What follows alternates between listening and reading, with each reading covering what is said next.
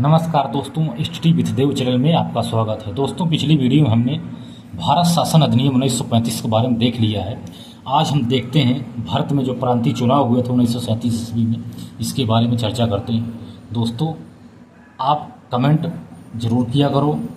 यदि आप कमेंट करोगे तभी पता चलेगा आप लोग पढ़ाई कर रहे हो, क्योंकि जिस सब्जेक्ट में या जिस टॉपिक में किसी प्रकार का कोई भी डाउट हो तो उसको आप तुरंत पूछिए, क्वेश्चन करिए।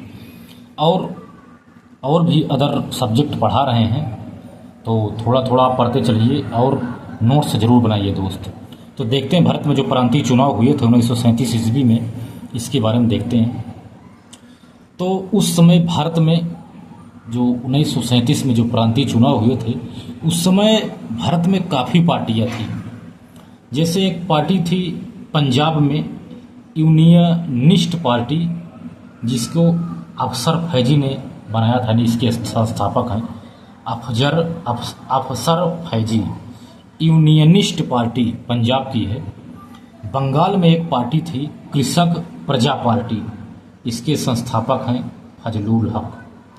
मद्रास में जस्टिस पार्टी थी, तथा बम्बई और मध्य प्रदेश में इंडिपेंडेंस लेबर पार्टी थी, जिसके संस्थापक डॉक्टर अंबेडकर जी हैं। संयुक्त प्रांत में नेशनल एग्रीकल्चरिस्ट पार्टी थी, जिसके संस्थापक है छतारी नवाब। छतारी नवाब ने संयुक्त प्रांत में नेशनल एग्रीकल्चरिस्ट पार्टी की स्थापना किया था। तथा कांग्रेस भी पार्टी थी, तथा मुस्लिम लीग पार्टी थी। काफ़ी सारी पार्टियां थी। इसके परिणाम क्या निकलते हैं, देखते हैं इसके परिणाम क्या निकले। कांग्रेस को भारी सफलता मिली। 5 प्रांतों में स्पष्ट बहुमत मिल गया कांग्रेस को।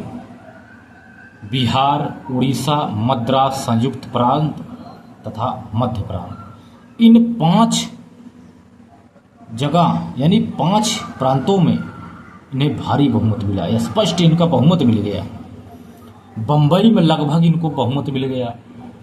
असम और उत्तर पश्चिम सीमा प्रांत में सबसे बड़े दल के रूप में उभरे। 1585 में से 711 सीटें कांग्रेस ने जीत ली। लगभग 8 प्रांतों में कांग्रेस ने सरकार बना ली थी। 5 में तो पूर्ण बहुमत था, लेकिन 3 में लोगों के गठबंधन या मिलन से, विलय से सरकार 8 प्रांतों में सरकार बना ली। अब मुस्लिम लीग क्या करती है, देखो मुस्लिम लीग की क्या स्थिति है भारत में।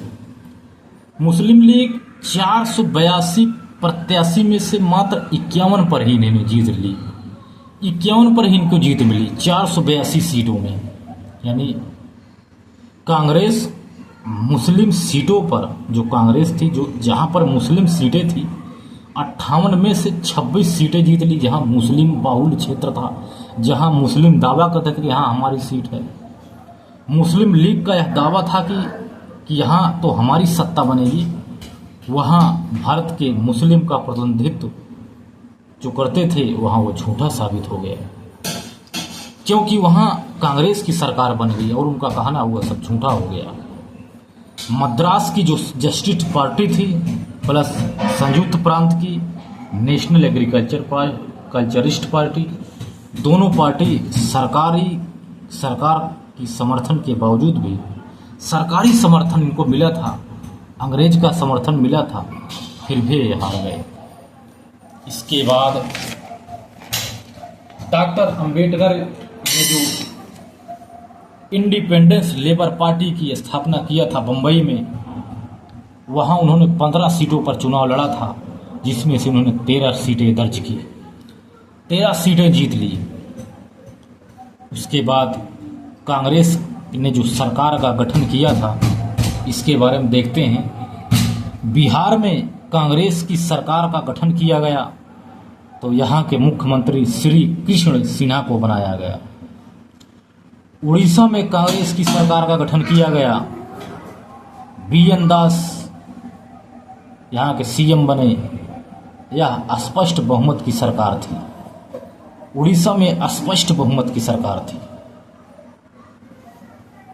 मद्रास में कांग्रेस की सरकार का गठन किया गया। यहाँ के मुख्यमंत्री CR गोपालाचारी को बनाया गया।